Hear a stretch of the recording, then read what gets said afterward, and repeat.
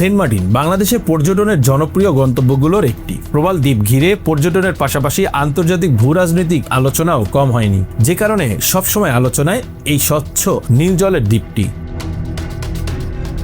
বিগত অন্তর্বর্তী সরকারের সময় এই দ্বীপে পর্যটন নিয়ে বেশ কিছু কড়াকড়ি আরোপ করা হয়, তবুও বছরের একটি সময় এই দ্বীপে পর্যটকদের ঢল নামে।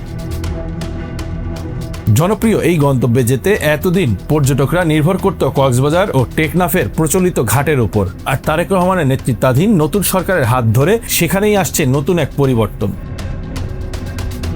সরকার পরিকল্পনা করছে কক্সবাজারের টেকনাফ উপজেলার সাবরং ট্যুরিজম পার্কে একটি আধুনিক জেটি নির্মাণের। এই জেটি চালু হলে সেন্ট মার্টিন ভ্রমণের জন্য খুলে যাবে নতুন একটি সরাসরি রুট। এই প্রকল্প বাস্তবায়ন করবে বাংলাদেশ অভ্যন্তরীণ নৌ পরিবহন কর্তৃপক্ষ। জেটি নির্মাণের পাশাপাশি এর সঙ্গে যুক্ত থাকবে আনুষঙ্গিক অবকাঠামো ও পরিচালনার দায়িত্ব।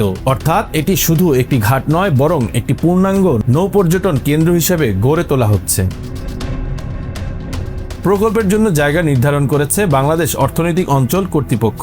সাবরাং ট্যুরিজম পার্ক এলাকায় প্রায় 5 একর জমি চিহ্নিত করা হয়েছে এই নতুন জেটি নির্মাণের জন্য।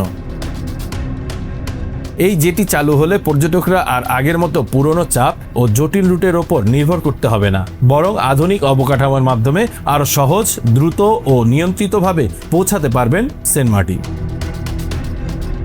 অর্থনৈতিক দিক থেকেও এই প্রকল্প গুরুত্বপূর্ণ। প্রকল্প থেকে যে নিট মুনাফা আসবে তা ভাগ হবে বেজা ও বিআইডব্লিউটি এর মধ্যে 45-50 অনুপাতে। অর্থাৎ একদিকে সরকারের আয় বৃদ্ধি, অন্যদিকে নৌ পর্যটন ব্যবস্থার উন্নয়ন, 2 লক্ষ্যই এখানে যুক্ত। Bangla affairs news desk.